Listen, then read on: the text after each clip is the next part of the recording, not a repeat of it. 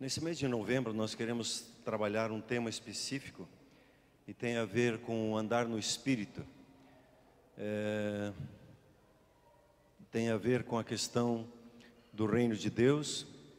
Como nós temos falado, nós como igreja temos falado esses dias que nós somos chamados a manifestar o reino de Deus. E nesse mês, então, nós, pulando ali o próximo domingo, nós vamos ter 4 ministrações sobre as finanças no reino de Deus. Hoje vamos falar um pouquinho sobre a parte de Deus, a nossa parte, e também uma questão sobre trabalho. Nós, como eu já tenho dito e tenho compartilhado, está desde ali do tempo do livro Bem-vindo à Família, no discipulado, fica evidente que nós não fomos preparados a viver o reino de Deus com as nossas finanças. E nós aprendemos a tocar as nossas finanças conforme a sociedade ao nosso redor, conforme o mundo ao nosso redor. Mas o entendimento do reino de Deus e como Deus pensa sobre as finanças muitas vezes está aquém. Tem estatísticas aí que 70% da igreja, de membros de igreja, não tem noção sobre os princípios do reino de Deus, sobre finanças. Então nós queremos tratar um pouquinho esse assunto. Nós concordamos que existem muitos exageros nessa área, né, e nós esperamos trazer os princípios bíblicos para que cada um possa tomar decisões e buscar o entendimento correto no nosso espírito. Por que nós queremos fazer isso? Porque nós velamos pela sua vida. E você vai descobrir, como nós vamos ver um pouquinho mais adiante, se você não cuidar das finanças, pode te afastar de você experimentar a plenitude em Deus. Pode te afastar, dividir teu coração e você não receber o que Deus tem preparado para você. E nossa tarefa é ensinar. E aí cada um é responsável como ele aplica isso na sua vida. Quando você olha para as Escrituras, você vai encontrar na Bíblia pelo menos 2.350 versículos que falam sobre finanças. E o Senhor Jesus, ele falou assim, 2.500, ele falou em torno dessas 2.000 e tantas vezes sobre finanças e umas 250 vezes sobre salvação para a vida eterna. O tema finanças é muito presente em muitas parábolas, como por exemplo na parábola dos talentos. Se trata de finanças. Nós normalmente, quando pegamos alguns textos assim, nós espiritualizamos ele, mas o texto fala sobre dinheiro, e a postura e o cuidar sobre o dinheiro. O interessante é que quando você aborda esse texto, que você se aproxima dele, nós precisamos entender que também a nossa alma, ela precisa ser salva nesse processo. Porque uma das coisas que mais gera ansiedade e medo no coração de uma pessoa é a tal da finança. Quando as finanças não estão em ordem, dizem que mais de 70% dos casamentos eles sofrem por causa de finanças, e 70% dos divórcios são por causa de finanças.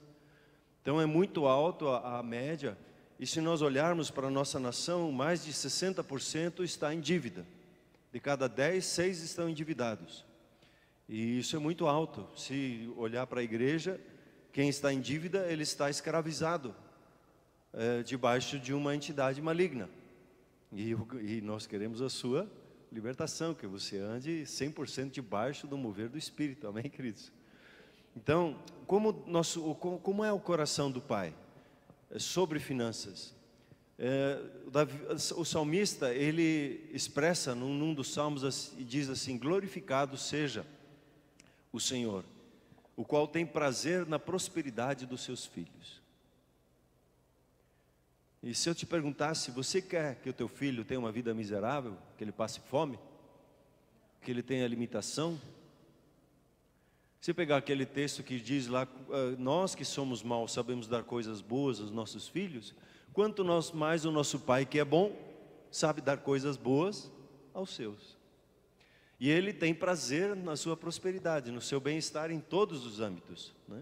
Que você tenha uma alma próspera, seja próspero fisicamente, seja próspero financeiramente, que você tenha suficiente para o seu sustento e também suficiente para a sua casa e que você não tenha problema nenhum, e quando houver uma necessidade, de fazer um cheque de 1.000, de 10.000, de 100.000 reais, porque Deus te favoreceu e você pode contribuir. Então, um dia podemos conversar sobre a riqueza que é poder contribuir livremente, sem ficar pesaroso no coração. E outro ponto que eu queria ressaltar, eu tenho procurado trazer isso à luz, a obra da cruz. Eu falei há uns tempos atrás sobre as 9 trocas que houveram na cruz.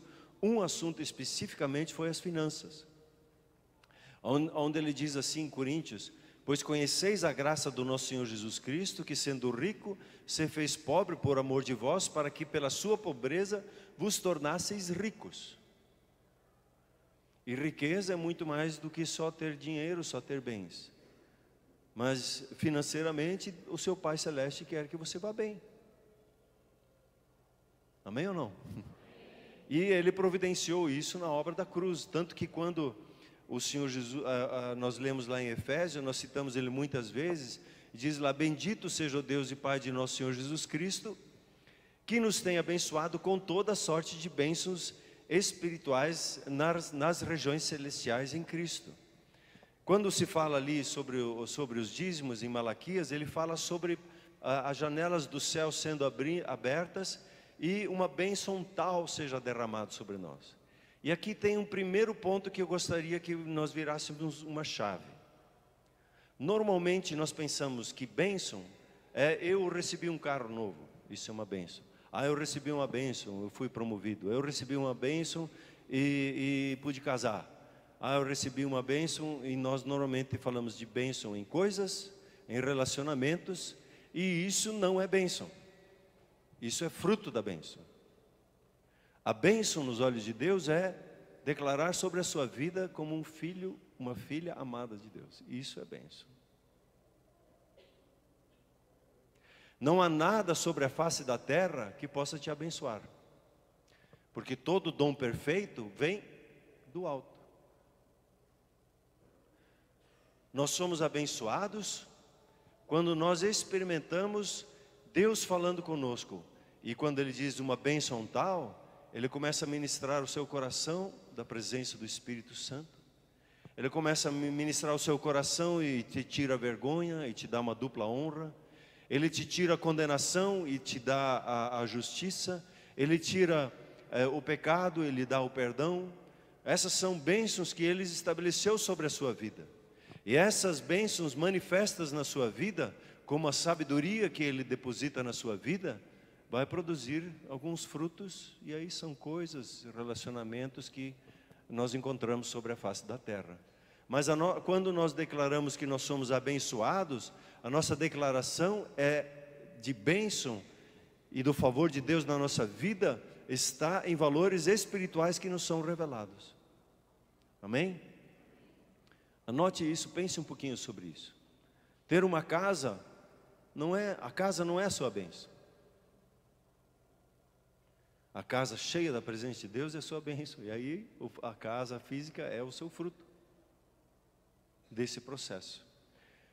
Então as finanças, elas são tão importantes aos olhos de Deus, que na obra da morte e ressurreição de Jesus, ela foi providenciada para as nossas vidas. E existem aí, como já comecei a mencionar, 2 razões espirituais que nós precisamos ficar atentos em relação às finanças. Primeiro, que as finanças, elas têm um impacto direto na nossa espiritualidade, ou melhor dizendo, no nosso relacionamento com Deus. Nós lemos em Lucas, diz assim: se vocês não forem dignos de confiança em lidar com as riquezas desse mundo ímpio, quem vos confiará a verdadeira riqueza? Deus quer manifestar na sua vida a verdadeira riqueza. E o interessante é que a maneira como eu cuido das minhas finanças e dos meus bens revela uma atitude do meu coração. E nosso Pai, como bom administrador, como dono de todas as coisas, Ele presta atenção na maneira como nós lidamos com as nossas finanças. Isso é muito importante para Ele, porque Ele percebe o nosso coração, como nós tratamos, e à medida disso Ele vai confiar a nós as verdadeiras riquezas, como é colocada nesse texto. E outra coisa, como eu já mencionei, o dinheiro é o maior rival de Cristo pela liderança de nossas vidas. Quando ele diz: ninguém pode servir a dois senhores, porque ou há de aborrecer-se de um e amar ao outro, ou se devotará a um e desprezará o outro. Nós não podemos servir a Deus e as riquezas. As riquezas são boas e elas são nos dadas para servir a Deus. Mas se nós servirmos as riquezas, nós não estamos servindo a Deus. E esses são pontos chaves, assim, colunas dentro do nosso coração, na maneira como nós trabalhamos o nosso financeiro e o cuidado dos bens que Deus nos tem dado.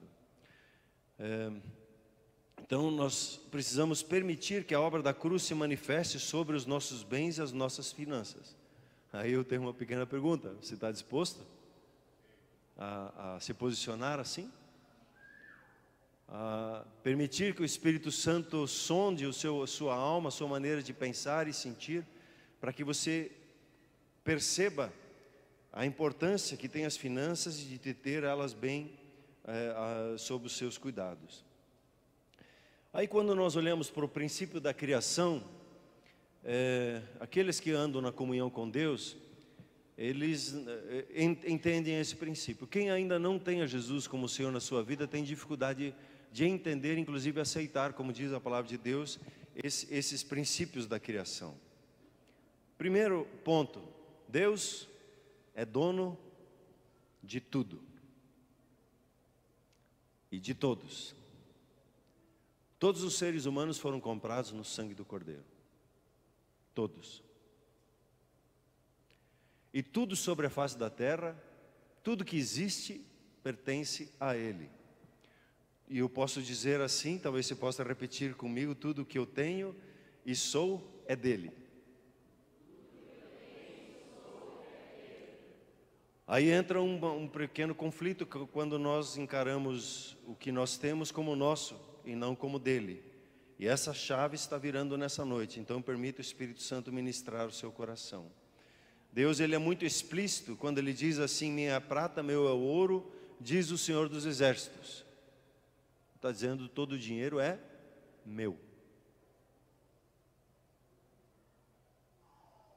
E aí tem uma mentira de que dinheiro é sujo. Não, o dinheiro pertence a Deus. Tem dinheiro sujo? Tem. Ainda mais quando você vai olhar no microscópio, né? Mas quando você vê um pouquinho adiante, ele diz assim: também a terra não se venderá em perpetuidade, porque a terra é minha. E no outro texto, em Salmos, ele fala que os animais, os bosques, as alimárias, os milhares, toda a criação pertence a Deus. Por que tudo pertence a Deus? Porque Ele criou todas as coisas. Ele tem direito de criação. O direito por criação. Se você criar uma ideia, você vai lá, registra ela por criação da ideia, a ideia é sua. Toda a criação pertence a Deus, porque Ele a criou, porque Ele a estabeleceu. E muitos não querem absorver esse princípio porque não querem aceitar que tudo que tem é dele. Então tudo é de nosso Pai Celeste por direito de criação. E o Criador de tudo nunca transferiu o título de propriedade da sua criação para as pessoas. Ele deu sim o uso e fruto, e estabeleceu 4 cláusulas. A gente estuda isso lá na ITM, que o ser humano precisava cumprir. E ele não cumpriu essas cláusulas, e o inimigo das nossas almas, você vê isso nos primeiros 12 capítulos, também não cumpriu essas cláusulas, e Deus começou então a tomar atitude para tomar de volta o que era dele. E como seguidores de Cristo, nós devemos reconhecer que Deus é dono de todas as nossas posses. Quando Jesus ele fala para os seus discípulos, ele diz assim: todo aquele que dentre vós não renuncia a tudo quanto tem, não pode ser meu discípulo. E esse é um processo da salvação, que ela precisa entrar também em relação às nossas coisas, às nossas finanças. Precisamos tomar uma atitude de renúncia e entrega. Aqui são os 2 passos, e no final do culto gostaria de ter um tempo de oração sobre isso. Gostaria que você se preparasse para isso. A você tomar uma atitude de dizer: Eu renuncio os meus direitos sobre tudo o que eu tenho e deposito isso nas mãos de Deus. Quando nós fazemos o curso Crown, nas primeiras lições, a gente até faz um documento, né, que se aponta tudo que se tem e você assina e coloca uma data e tem uma assinatura de uma testemunha. E esse renunciar e entregar, então, a segunda atitude, entrego tudo nas mãos do meu Pai Celeste. Uma terceira verdade nesse processo das finanças é que Deus está no controle, Ele está no comando de todas as coisas. Às vezes, as pessoas, quando nós olhamos o relatório das trevas nos noticiários, nós achamos que o diabo está no controle, mas Deus está no controle de todas as coisas. E Ele está conduzindo o seu plano, como Ele falou, desde antes da fundação do mundo. Ele vem anunciando o que Ele vai fazer e Ele tem um processo, e nós estamos cooperando nesse processo. E como a palavra de Deus diz, Ele manifestará a sua vitória no final, como Ele manifestou a sua vitória na cruz. Então, o nosso Pai, Ele é amoroso, e Ele diz assim: tudo quanto aprove ao Senhor, Ele o fez, nos céus e na terra.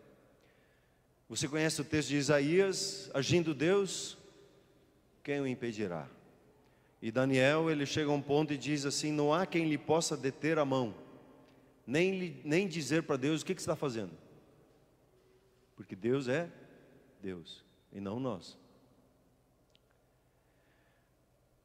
Então, é consolador para os seguidores do Senhor Jesus saber que Deus usa tudo ao seu redor para o seu bem. E nós muitas vezes lembramos, e eu uso isso muito nos meus devocionais, nos enfrentamentos, quando a gente percebe as nossas fraquezas, em dizer: eu sei que tudo coopera para o nosso bem, porque nós amamos a Deus, e Ele está forjando e Ele está manifestando a natureza de Cristo Jesus, a imagem de Cristo Jesus em nossas vidas. Então, tudo que nos acontece, quando nós amamos a Deus e buscamos cumprir o projeto dEle, Ele faz com que isso tudo concorra para o nosso próprio bem. Então, Deus está cuidando de nós. Você pode dizer um glória a Deus por isso? Quando você olha para a vida de José do Egito, ele foi vendido pelos irmãos, ele tinha um sonho de Deus, foi vendido pelos irmãos, ele foi vendido como escravo, daí ele trabalhou como escravo na casa de Potifar. Ali ele não quis se envolver no adultério, ele caiu na masmorra. Em todo esse processo, o ponto inicial foi que os irmãos dele haviam vendido ele. E José, nesse processo todo que ele caminhou, são anos e anos que ele caminha, e quando ele encontra os irmãos dele na volta, que ele tem a oportunidade da desforra, a oportunidade de escravizar os seus próprios irmãos e a mostrar para eles o que é bom para tosse, ele tem uma revelação totalmente distinta. E ele diz assim: não fostes vós que me enviastes para cá, e sim Deus. Vocês planejaram mal contra mim, mas Deus o tornou em bem, para que hoje fosse preservada a vida de muitos. Imagine só o sofrimento que esse jovem menino passou, e depois de uns 15 anos ele enfrenta os seus irmãos e ele tem essa postura de não tomar vingança, mas saber do guiar e do controle de Deus na vida dele. Uma quarta marca, quando nós falamos sobre finanças no reino de Deus, é que Deus supre as nossas necessidades, né? Deus se revela lá em Gênesis como Jeová Jirê, o Senhor provedor. Você conhece o texto de Mateus 6,33, busque em primeiro lugar o reino de Deus, e essas coisas vos seguirão, essas coisas vão ser acrescentadas na vida de vocês. Você conhece o texto de Filipenses: e o meu Deus, segundo a sua riqueza em glória, há de suprir em Cristo Jesus cada uma das nossas necessidades. E aqui existe uma pérola. Deus, Ele é previsível na sua fidelidade. Deus sempre é fiel, Ele não se trai. Ele é fiel e Ele supre a nossa necessidade. Você recebe isso na sua vida? E você pode, se você der um pouquinho de atenção, reconhecer que Deus é fiel na sua vida. E Ele tem manifestado a sua fidelidade, porque Ele supre as nossas necessidades. Mas, e aqui tem uma coisa assim, que Deus reserva, eu acho, para a criatividade dele ou para o humor dele. Ele é imprevisível em como ele vai suprir você. Nós sempre estamos preocupados em como Deus vai fazer, quem Deus vai usar. E nesse ponto, Deus é imprevisível. Quando o povo de Israel estava lá no meio do deserto, eles pediram comida, e ele fez que o orvalho da manhã se tornasse um pão saboroso, um pão do céu, com todas as vitaminas que eles precisavam. Jesus tinha uma multidão lá de 5.000 pessoas, e ele ficou com compaixão, disse: não é certo que eu mande elas embora. O que nós temos? 5 pães e 2 peixes. Então, é suficiente. E ele surpreende a todos. Elias está lá, ele debaixo da oração. É interessante, né, a palavra de ontem. O poder de Elias está ligado ao poder da oração. A oração, Elias era um homem de oração, que orava a Deus, né? Ele orava com instância. Apesar de estar submetido às emoções como nós, ele se instava na oração. E ele estava lá naquele ribeiro, e quem vinha dar comida para ele? Os corvos. Você ia comer a carne, um corvo ia trazer para você. Considerado um animal imundo, inclusive, nas escrituras. Mas era a maneira que os corvos traziam pela manhã o pão e a carne, como também a pão e carne ao anoitecer. Então Deus é previsível na questão da fidelidade dele, ele é fiel. Só que imprevisível como ele vai fazer, ele vai usar uma criatividade dele, né? Quem esteve ontem lá, uma das criatividades de Deus foi girar uma chave com uma oferta de $50 na vida do pastor. Aqueles $50, ele foi economizando mais esse dinheiro, pôde comprar depois a sua casa, depois comprou a igreja, depois comprou a casa dele aqui. Aquela semente, ela foi multiplicando na vida dele. Então foi a maneira que Deus encontrou. Deus sempre começa no pouco, no pequeno, né, quando Ele quer entregar um muito. Amém? Então, quando nós olhamos para Deus, essas são as marcas dele. Ele é dono de tudo, amém? Tudo pertence a Ele, pois Ele criou todas as coisas. Ele está no controle, quer dizer, está no comando de todas as coisas, e Ele é aquele que supre as nossas necessidades. Agora, voltando para nós, a nossa parte no reino de Deus, como Deus olha essa questão. Então, a verdade em Cristo Jesus nos traz a liberdade financeira. Quando nós dizemos lá, o nosso presidente, ele usa muitas vezes isso, né? A verdade vos libertará. Ali ele diz, quando você perseverar na palavra de Deus, a verdade lhe vai ser revelada, e essa verdade vai libertar você. Então, há uma necessidade de perseverar na palavra. E à medida que você persevera, se mantém nessa palavra, essa palavra vai curando, limpando, purificando a sua alma e trazendo ela para um lugar de prosperidade. E então essa palavra, ela nos leva a atitudes diferenciadas, que são as atitudes do reino de Deus em relação aos bens e às finanças. E a primeira que eu já coloquei, já me adiantei um pouquinho lá. Reconhecer que tudo que eu tenho e tudo que sou pertence a Ele, não é meu. Essa é a primeira atitude. Segunda atitude, reconhecendo, é a rendição e a entrega. É dizer e se portar assim, na maneira como conduz o seu orçamento e quando recebe as suas entradas. E como tudo é dele, agora nós somos o quê? Nós entramos numa posição do quê? De administradores dos bens e finanças que são dele. Então, o que a Bíblia chama, em algumas traduções, de mordomo. O mordomo lá, como esses dias estávamos lembrando aqui, na caverna do Batman, o Batman lá sai para fazer as aventuras dele, né? E quando ele chega em casa, ele tem um mordomo, né? Como é que é o nome do mordomo lá? Alfred. O Alfred tem a casa em ordem. Ele foi no supermercado, ele preparou, deixou a geladeira certa, ele já encaminhou lá com as pessoas para fazer a refeição. E o Batman chega lá, toma um banho e vai sentar à mesa. porque o mordomo dele já preparou todas as coisas.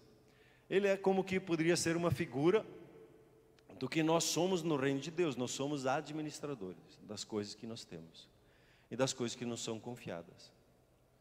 E a atitude de cuidar das coisas que nos são confiadas é como se fosse nosso, mas não é.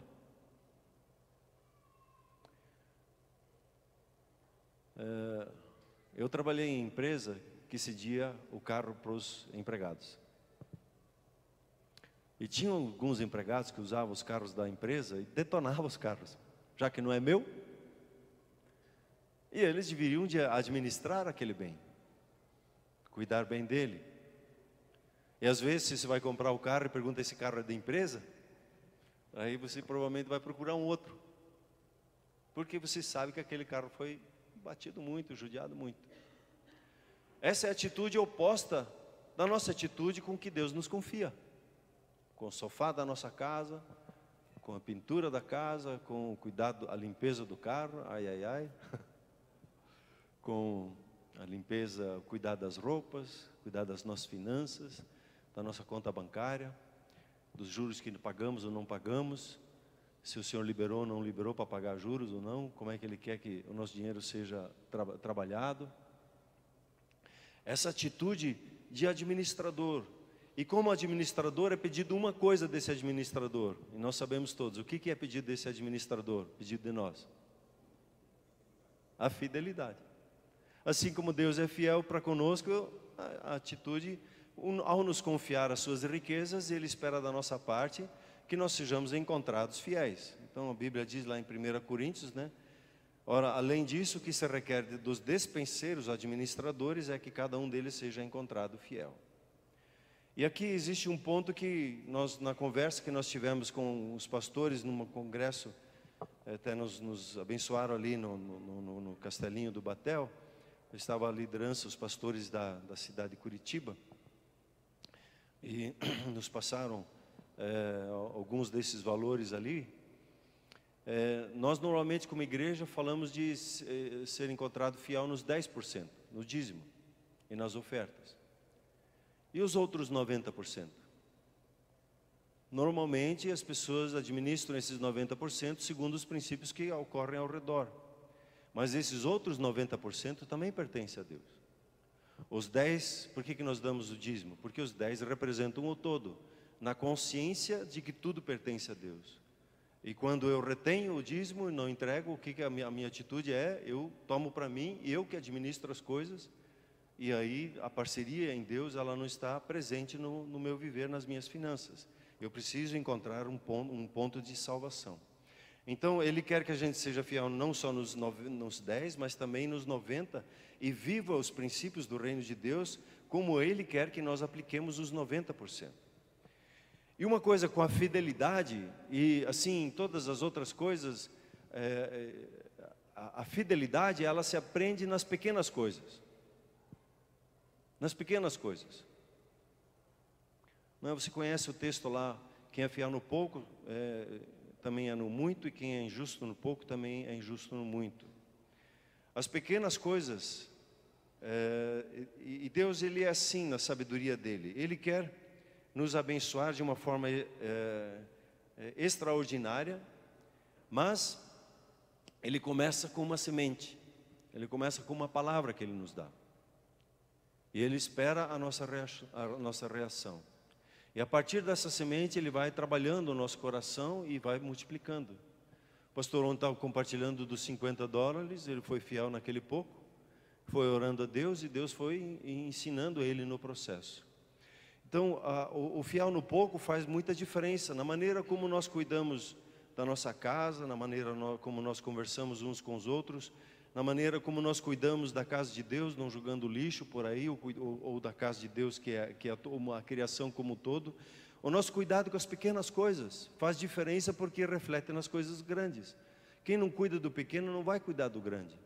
E Deus trabalha assim, Ele dá sempre uma semente, Ele começa sempre pequeno. O reino de Deus é assim, começa por semente, e ao cuidar bem da semente, Ele multiplica e faz isso crescer de uma forma extraordinária. Deus é assim, né? Ele é um bom treinador. Ele começa a dar R$ 100 e depois daí depois ele nos dá os R$ 100.000 para nós tratarmos. A minha primeira mesada do meu pai deve ser equivalente a R$ 30, acho que hoje que ele me deu. Primeiro dinheiro que eu ganhei na mão. E aí não soube, porque não fui ensinado, eu usei mal aquele dinheiro, daí já queria pegar de novo. Aí ele disse, não é assim, é uma vez por mês que eu dou. E aí começou a me ensinar como devia de tratar as finanças que ele estava confiando. Ele começou com o pouco, me treinando no pouco, para que eu pudesse cuidar, então, do muito. Quais os benefícios quando nós somos fiéis? Basicamente 3 coisas. Nós crescemos na intimidade com Deus, no ouvir Deus falando conosco, no perceber quando você usa suas finanças como um lugar de treinamento para ouvir a orientação, o treinamento de Deus, você vai crescendo na intimidade com Ele. Segundo, você vai gerando o processo de um caráter piedoso. Piedoso é aquele que anda com Deus. Quando você começa a aprender a ser fiel, você vai sendo refinado no seu caráter, nas suas atitudes, na maneira como você lida com o dinheiro e como você cuida do que Deus tem lhe confiado. E um terceiro benefício, quando nós nos aplicamos à fidelidade, começamos a ter uma estabilidade financeira. Então, ao aplicarmos os princípios, começaremos a gastar de uma maneira mais sábia. Não vamos entrar em dívidas, nós vamos falar um pouquinho mais adiante sobre dívidas. Nós, se temos dívidas, aplicamos o nosso coração a sair de dívidas. E nós cuidamos na questão de economizar para o futuro. Deus está nesse negócio de economizar. E quem aprende a administrar e a ser fiel, ele também vai aprender a contribuir na obra de Cristo.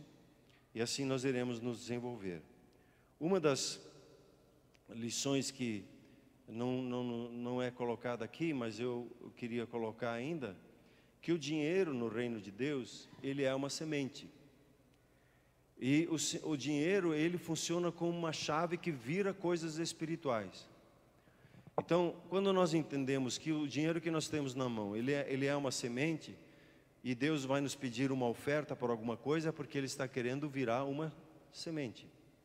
Quando Jesus diz para a pessoa que foi curado, vá lá e dê a sua oferta, aquela oferta que ele está sendo pedida, que Jesus pediu para ele, em gratidão pela sua cura, ela tinha uma importância espiritual e ele precisava entregar aquela oferta na experiência da cura. E muitas vezes, à medida que nós caminhamos, o dinheiro é usado no reino de Deus como uma semente que precisa ser multiplicada. Quando você lê lá em 2 Coríntios, você vai ver que você tem uma sementeira. E Deus quer aumentar a sua sementeira para que Deus possa colocar mais sementes na sua vida, para que mais pessoas sejam abençoadas. O foco de Deus, o principal de abençoar a sua vida, ou melhor dizendo, de manifestar o fruto da riqueza financeira na sua mão, é para que você possa ajudar pessoas, para que você possa contribuir para a salvação de pessoas, que você não tenha problema em aplicar o seu dinheiro a ganhar vidas para o reino de Deus. E existem, é claro, como citei antes, 2 extremos, né? Um extremo que diz assim, o cristão não pode ser rico, ele tem que ter o voto de pobreza. Isso dos franciscanos, né? Francisco de Assis, ele marcou, e num tempo a gente brincava assim, que alguns na igreja oravam assim, Deus mantenha nosso pastor humilde, que a gente mantenha ele pobre. Então é um extremo. Outro extremo é que o cristão tem de ser rico, tem que ter muito dinheiro. Esse é um outro exagero. Então diz assim que se você crer corretamente vai ser milionário. Aí muitas vezes isso é chamado do evangelho da prosperidade. Uma vez estava com um irmão, pastor, ele estava andando no Fusion dele, e aí ele olhou para mim assim, quem é mais espiritual? Eu no meu Fusion ou você no teu Vectra, que já tem 10, 15 anos? Fiquei, como é que eu fiquei? Né? Estranho, né? Então a espiritualidade não é medida, as finanças não é uma medida de maturidade, de bênção espiritual. E aí nós pedimos colocar, tem um quadro aqui que eu não vou dar atenção para ele agora. Eu queria ainda dar um pouquinho de atenção com a questão de trabalho. Então, a parte de Deus e a nossa parte em relação às finanças do reino de Deus. Eu preciso ter ela, claro, e por gentileza, conversem isso no grupo familiar, tirem as dúvidas, né? Para que nós possamos, nesse mês, avançar de uma forma extraordinária e alcançar um novo patamar nas coisas do reino de Deus em relação às finanças. Então, o trabalho é o meio pelo qual Deus quer manifestar as riquezas dele em nossas vidas. Antes da cruz, o trabalho era considerado uma maldição. No suor do teu rosto você vai ganhar o teu dinheiro. Quando Jesus vem, ele faz do trabalho uma bênção na nossa vida. A força do trabalho hoje é a expressão da nossa adoração a Deus. Então, quando nós estamos envolvidos em algum trabalho, nós estamos ali servindo a Deus com o que nós temos e somos. No decorrer da vida, disse aí que uma pessoa gasta em torno de 100 mil horas trabalhando. E frequentemente as pessoas trabalham com um grau de insatisfação. Isso quer dizer uma insalubridade na sua alma. Eles não estão felizes no seu trabalho, não estão felizes com os relacionamentos no trabalho, não estão felizes com o que ganham, não estão felizes com o que estão fazendo. E isso precisa mudar na nossa vida, porque precisa mudar dentro de nós uma chave. E aí também eu preciso entender como Deus, a parte de Deus, como Deus pensa sobre o trabalho, e depois a minha resposta em relação à atitude de Deus. Sempre eu preciso entender o que o reino, o rei, ele pensa sobre o trabalho. E aí eu aplico esse conhecimento na minha vida. O reino de Deus tem um rei, e esse rei, ele é determinante em todas as coisas. Então, primeira coisa, que Deus criou o trabalho para o nosso benefício. E o trabalho, então, ele é um favor, um presente de Deus na nossa vida. E é uma chave que cada um de nós precisa virar dentro de nós. Eu, como um piá, sei lá, com 12, 13 anos, que já me colocaram para trabalhar no verão para ajudar, eu cheguei a falar o que eu estava ouvindo ao meu redor. Eu quero descobrir quem inventou o trabalho, porque eu quero dar uma sova nele.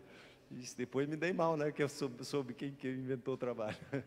Deus, Ele nos deu o trabalho como um presente. Ele começou lá com Adão e colocou Adão para cultivar o jardim e guardar aquele jardim. Então, nós precisamos olhar para o trabalho como Deus olha, como um benefício no ambiente que nós trabalhamos, no jardim do Éden, que hoje em Cristo Jesus nos é restaurado, e Éden significa prazer, ter prazer no nosso trabalho.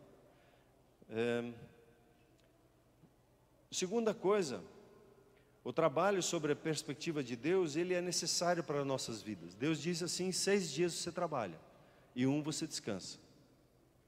E Paulo escreveu: se alguém não trabalha, que também não coma. Ficar vivendo na custa dos outros, não é assim. Viver às custas da igreja, não. Se você não quer trabalhar, não coma também.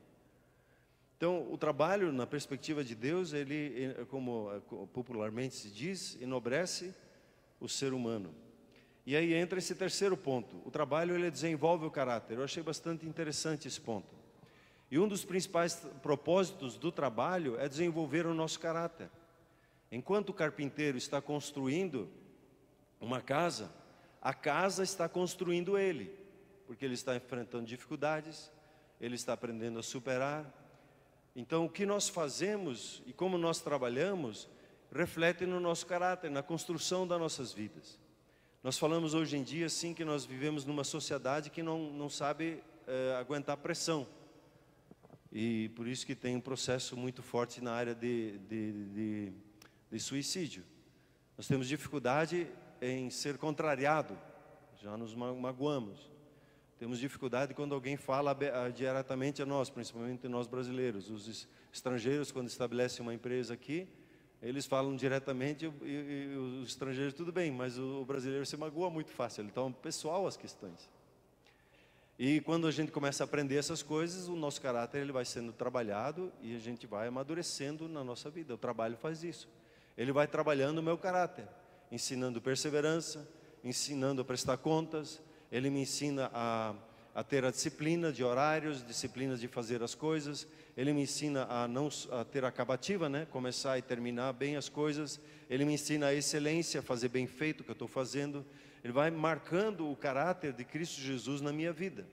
Então a sua habilidade, diligência, destreza manual e o bom senso, eles vão sendo refinados à medida que você foca em fazer bem o trabalho que você tem dado, em ter uma atitude coerente com o seu trabalho. Provérbios diz assim: a mão diligente, ela dominará, mas a remissa será sujeita a trabalhos forçados.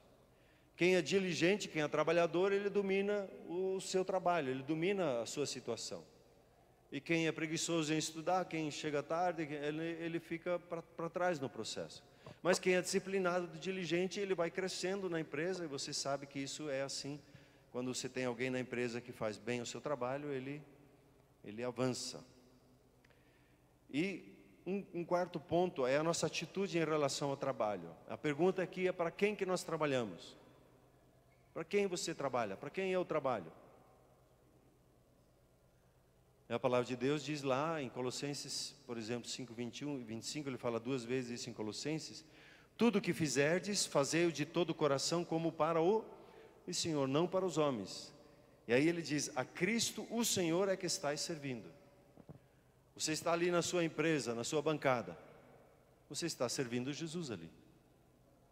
Está fazendo uma venda, está fazendo um filme, você está cuidando de alguém, você está construindo algo, você está resolvendo um problema na informática, você está fazendo um planejamento. Eu estou fazendo isso para Jesus. Quando esse entendimento ele cai no meu coração, a minha atitude para com o trabalho ela muda. E se você visse a Jesus como seu patrão, provavelmente você focaria em fazer bem feito, em deixar um capricho só. Seria a natureza do Espírito Santo que está em você. Então a pergunta-chave é: para quem que eu trabalho?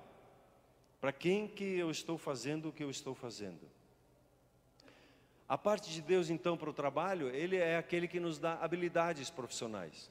Ele diz lá: e todo homem hábil, a quem o Senhor dera habilidade e inteligência, para a sabedoria fazer toda a obra para o serviço do santuário. Deus, Ele dá a cada pessoa, Ele deu a você e a mim habilidades. Como é que estão essas habilidades? São coisas pequenas, que você sabe fazer bem. E à medida que você vai crescendo, sendo diligente nisso, você se torna modelo. Davi, ele pastoreava ovelhas e depois ele se tornou um rei. Lucas, ele foi um médico. Lídia, ela era uma varejista que vendia tecidos de púrpura. Daniel, um oficial do governo, um primeiro-ministro. Paulo, ele fazia tendas. E Jesus, ele aprendeu com seu pai a profissão de carpintaria, que tinha a ver com, hoje nós iríamos dizer, construção de casas. Deus é aquele que concede sucesso. Se você olha isso na vida de José, diz assim: o Senhor era com José, que veio a ser homem próspero. A bênção na vida de José, qual é que ela era? Dele ser próspero? Não, a bênção era que Deus era com ele. E o fruto dessa bênção que Deus era com ele, fazia ele próspero. Quando nós temos essa consciência, Deus é comigo, onde se colocar a tua mão, você vai ver a bênção e o favor de Deus para com a sua vida. Amém? Segundo Deus, Ele é aquele, terceiro, Deus é aquele que controla as promoções. Eu gosto desse Salmo 75, diz: porque não é do Oriente e nem não é do Ocidente, nem do deserto que vem o favor de Deus, que é o juiz. A um Ele abate e a outro Ele exalta. Deus é que promove você. E às vezes, quando você olha para José, ele tinha um sonho de ser um governante, e ele esperou o tempo, precisou esperar o tempo de Deus, e quando chegou o tempo, numa virada de mão, ele se tornou o segundo do reino mais poderoso da sua época. A sua promessa, ela não tarda, ela chega exatamente no tempo certo. O que é esperado de nós nesse momento de espera é ser fiel com o que nos é dado, fazer no capricho o que nos é dado. E pode ser que isso aí até te surpreenda, mas não é o seu chefe que controla a sua promoção, é o Senhor que faz isso. Isso pode tirar muita ansiedade do teu coração. Então a nossa parte no trabalho é trabalhar arduamente. Tudo quanto vier à mão para fazer, faze-o conforme as tuas forças. Tudo que lhe é dado para fazer, faça conforme as forças que você tem. Esses dias alguém deu um testemunho sobre isso, né? Aqui conosco. Então, sempre fez no capricho, sempre fez na entrega. Quando recebia uma coisa para fazer, fazia com esmero. E aí, foi crescendo, acho que foi o Marciano, hoje é pastor da Alcance. Ele tinha esse versículo como um moto na vida dele. Tudo que viesse à sua mão para fazer, ele fazia conforme as suas forças. Provérbios 12, 27 diz assim: mas o bem precioso do homem é ser diligente, é ser dedicado no seu trabalho. Então a trabalhar árduo e diligente é encorajado, enquanto a preguiça é condenada. Quem é negligente na sua obra já é irmão do desperdiçador, né? E por aí vai. Segunda coisa que a nossa parte no trabalho, primeira é o esmero, o cuidado, o capricho. A segunda coisa é não exceder o trabalho, quer dizer, não trabalhar demais. Deus disse 6 dias para trabalhar e 1 dia para descansar. Se trabalhar direto, vai colher um fruto desagradável na vida, fisicamente, emocionalmente, nos relacionamentos. Então Deus disse 6 dias trabalhar. Hoje nós já estamos mais assim, não, eu quero trabalhar 5 dias, né? Talvez o 6º dia você está trabalhando em casa, cuidando de outras coisas, né? O descanso, ele é uma questão chave na nossa vida. E esse descanso ele vem não quando eu jogo bola, esse descanso vem não quando eu eu vou passear no parque. O descanso realmente ele vem quando nós temos um tempo especial com Deus. Dele que vem o nosso descanso. Às vezes pessoas estão estressadas, cansadas, é porque não passam o tempo adequado na presença de Deus e ficam fazendo muitas coisas. Isso distrai, mas não traz o descanso da alma. Terceiro, a honestidade faz parte de revelar o caráter de Cristo em nós, né? Então, a honestidade. Algumas coisas mais, 2 coisas: honrar os nossos chefes e honrar os companheiros de trabalho, não falar mal deles. Nós não podemos nos dispor a falar mal dos nossos colegas de trabalho e nem dos nossos chefes. Isso ou dos nossos líderes que nos lideram. É comum na nossa sociedade, mas no reino de Deus não é assim. Nós sabemos que quando Deus coloca um líder na nossa vida, nós servimos ao Senhor Jesus servindo Ele. E abençoamos a vida dele no trabalho. Ah, mas ele é injusto. Deus é justo e Ele vai fazer justiça na sua vida. Era injusto que José estava na masmorra, era injusto para ele. Mas ali naquele lugar, ele se tornou um homem fiel e administrou a masmorra. E Deus no seu tempo o exaltou. Então, cuidado com a maneira como fala e como trata os seus superiores e também como fala e trata os seus colegas de trabalho. Concluindo, Deus é dono inclusive da minha vida e da sua vida. Nós fomos comprados com alto preço. E Deus, Ele é generoso e Ele nos confia as suas riquezas. E Ele quer confiar, e eu não teria dúvida nenhuma que entre nós aqui Deus poderia levantar vários milionários e bilionários. Mas o treinamento no pouco que precisa ser trabalhado.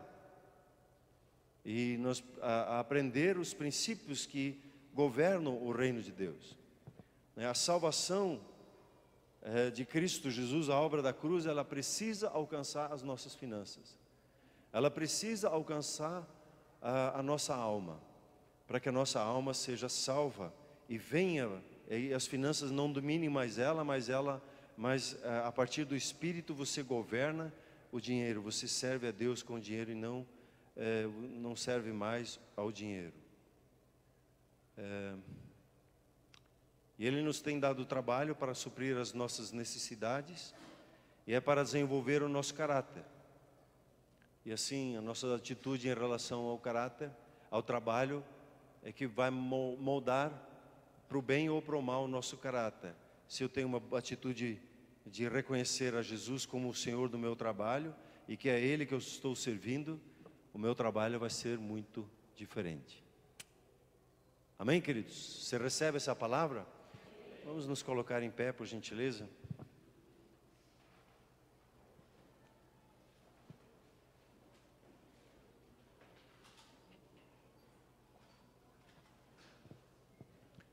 Agora uma questão pessoal sua, que eu ia pedir para que você pudesse deixar as coisas ao seu redor, guardar aí na sua cadeira, fechar seus olhos diante de Deus e pensar sobre as coisas que lhe foram confiadas.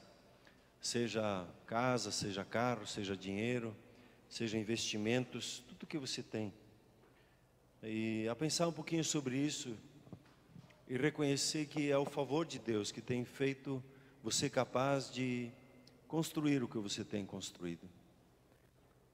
Em Deuteronômios lemos que Deus é aquele que dá capacidade para gerar riquezas. Ele tem dado tudo isso para você. E Ele quer lhe dar muito mais. Tem pessoas aqui entre nós que são muito hábeis e muito capazes. Eu quero te convidar a você pensar sobre as suas coisas. Também pensar sobre os seus relacionamentos. Nós não somos bons para ser dono de coisas e nem somos bons para ser dono de pessoas. Nós não fomos feitos para isso. Nós fomos feitos para sermos administradores. Deus não espera de nós que nós sejamos donos das coisas, porque Ele sabe quão prejudicial isso é para nós. Então eu quero lhe convidar a você dizer para Ele no seu coração: Senhor, eu entrego tudo que eu tenho, tudo que eu sou. Eu reconheço que tudo tem vindo do Senhor. O Senhor tem dado sabedoria, entendimento, para que eu alcançasse o que eu alcancei hoje. O Senhor é aquele que tem dado sabedoria, força, garra de trabalho. O Senhor tem sido a minha fonte de força. Não fui eu que gerei as riquezas. Foi o Senhor que mas deu. Obrigado, Senhor.